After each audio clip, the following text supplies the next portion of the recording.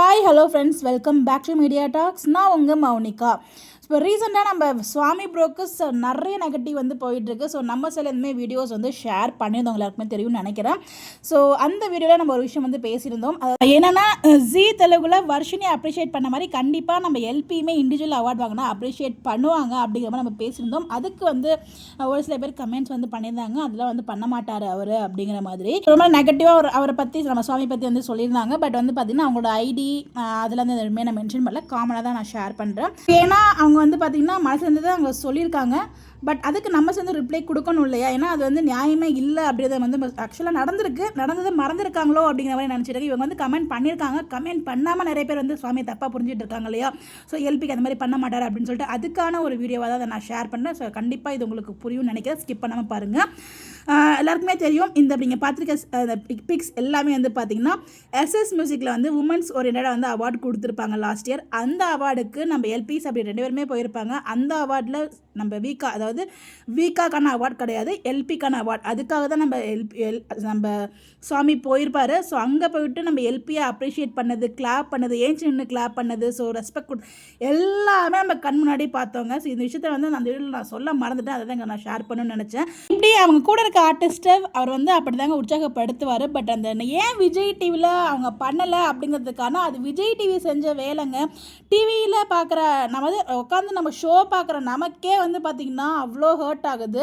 அப்போ அவர் வந்து பார்த்திங்கன்னா ஹைதராபாத்தில் ஷூட்டிங்கில் இருந்தார். அங்கேருந்து ஒரு இமீடியட்டாக ஃப்ளைட் பிடிச்சி சென்னைக்கு வந்து ஸோ ஷூட்டிங்கில் மார்னிங்லேருந்து ஈவினிங் வரைக்கும் உட்காந்து எல்லாரையும் கொடுத்து முடிச்சுட்டு கடைசியாக அவங்களுக்கு கொடுத்தா அது இவங்களுக்கு மட்டும் அவார்ட். நம்ம இத்தனை வருஷம், அதாவது ஒரு ரீசெண்டாக லான்ச் ஆன அதெல்லாம் பரவாயில்ல, அந்த சீல் ரீசெண்டாக லான்ச் ஆகியா அவருக்கு வந்து இண்டிவிஜுவல் அவார்ட் ப்ளஸ் அவார்டு கிடச்சிருக்கல, ஏதோ ஒரு அவார்டு கிடச்சிருக்கலையா? ஸோ அது அவர் கண்டிப்பாக ஹாப்பியாக தான் இருக்கும். ஆனால் இங்கே வந்து பார்த்திங்கன்னா அவருக்கு மட்டும் அவார்டு கிடைக்கல அந்த ஷோவில். ஸோ ஹீரோயினுக்கும் அவார்டு கிடச்சிருக்கு, அதை நீங்கள் நோட் பண்ணணும்.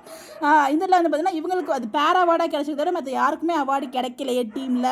இது சிங்கிள் அவார்டு மட்டும் தான் நம்ம டீமுக்குன்னு ஒரு அவார்டு இருக்கே அப்படிங்கிறது அவரோட வருத்தம். அதை தான் அங்கே தெரிவிச்சிருந்தாரு. மற்றபடி எல்பியோ வீக்கா ஃபேன்ஸையோ வீக்காங்கிற அவார்டையோ அவர் வந்து எதுவுமே வந்து தப்பாக நினைக்கல, தப்பாகவும் நினைக்க மாட்டார். பிகாஸ் வீக்கா அப்படிங்கிற ஒரு நேம் ட்ரெண்டிங் ஆனதுக்கானுமே அவர் வச்ச பேர் தான். அது நிறைய டைம் அவரும் சொல்லியிருக்காரு. அவர் என்ன சொன்னால் அது ட்ரெண்டிங்கில் தான் போகும். வீக்கா, பகவான், இந்த மாதிரி வந்து நம்ம ட்ரெண்டிங்கில் தான் பண்ணிட்டு இருக்கோமே தவிர அவரை இன்னும் நம்ம ரெஸ்பெக்ட் பண்ணிட்டு இருக்கோம், லவ் பண்ணிட்டு இருக்கோம். அது என்றைக்குமே மாறாது. ஸோ நான் அதாவது நெகட்டிவிட்டி ஸ்ப்ரெட் பண்ணுறேன், அதாவது சுவாமியை ஹேட் பண்ணுறதுக்காகவே பண்ணிட்டு இருக்கவங்களுக்கான அவங்களுக்காக நான் எதுவுமே நான் ஷேர் பண்ணல.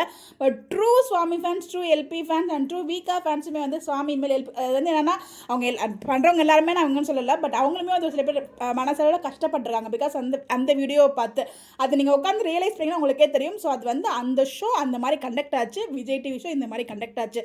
ஃபுல் அண்ட் ஃபுல் ப்ராப்ளம் வந்து ஷோ கண்டக்ட் பண்ண விதமே தவிர சுவாமி மேலே கிடையாது. அதை நீங்கள் புரிஞ்சுக்கிட்டாலே இந்த விஷயத்தை நீங்கள் பெருசாக எடுத்துக்க மாட்டீங்க. இதெல்லாம் வந்து நானும் உங்களுக்கு புரிய வைக்கணும்னு சொல்லி ட்ரை பண்ணிகிட்டே இருக்கேன். பட் இதில் வந்து பார்த்தீங்கன்னா விஜய் வந்து கண்டிப்பாக காவேரிக்கு பண்ண மாட்டார், கிளாஸ் அப்ரிஷியேஷன் பண்ண மாட்டார் அப்படிங்கிற மாதிரி சொன்னீங்க. கண்டிப்பாக அந்த மாதிரி கிடையவே கிடையாது.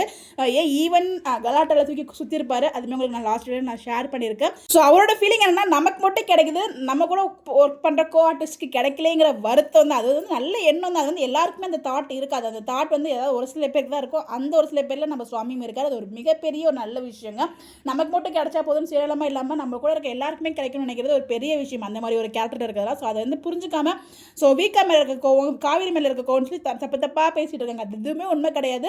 விஜய் டிவி ஒட்டுமொத்த சீரியல் ஆர்டிஸ்ட்டுமே இன்வைட் பண்ணிவிட்டு அவங்க முக்கியமாக இந்த டிஆர்பி சீரியல்ஸ்க்கு மட்டும் அதிக அவார்டு கொடுத்தது அது அவங்க மேலே தப்பு. ஸோ அது வந்து நம்ம எதுவுமே பண்ண முடியாது, சேனல் டிசிஷன். ஸோ அதுதான் வந்து நாங்கள் மென்ஷன் பண்ணிட்டு இருக்கோம். ஸோ இதில் வந்து பார்த்தீங்கன்னா எஸ்எஸ் மியூசிக் அவார்டை நம்ம இன்னும் மறக்கவே முடியாது. அந்த சீன்ஸ்லாம் அப்படியே மண்டையில் ஓடிட்டே இருக்குது. ஸோ அதெல்லாம் கூட நான் ஷேர் பண்ணோம். பாருங்கள், இப்படி இருந்தவங்க தான் வீக்கா. ஸோ நம்ம சுவாமி ப்ரோ வந்து எல்பிக்கு சப்போர்ட் பண்ண மாட்டாருன்னு சொன்னவங்களுக்கு கண்டிப்பாக இந்த வீடியோ உங்களுக்கு புரியும்னு நினைக்கிறேன். ஸோ வந்து ஈவன் எல்பியாக இருந்தாலும் அவர் சப்போர்ட் பண்ணுவார். ஸோ தனியாக அவார்டு கிடச்சா கண்டிப்பாக சப்போர்ட் பண்ணுவார். ஈவன் அங்கே வந்து அவரோட வருத்தம் என்னங்கிறது உங்களுக்கு யாருக்குமே புரியவே இல்லை. நமக்கு மட்டும் கிடச்சிருக்கு, வேறு யாருக்கும் கிடைக்கலையே, 2 இயர்ஸ் ஆகுது சிஎல் அப்படிங்கிறது அதோட வருத்தம். நமக்கே அந்த ஃபீல் இருக்கும்போது நேரில் உட்காந்துருக்கும் அந்த ஃபீலிங் இருக்க தானே செய்யும். அதை வந்து ஓப்பனாக காமிச்சார், அவ்வளோ எல்பி அதை மேனேஜ் பண்ணிட்டாங்க.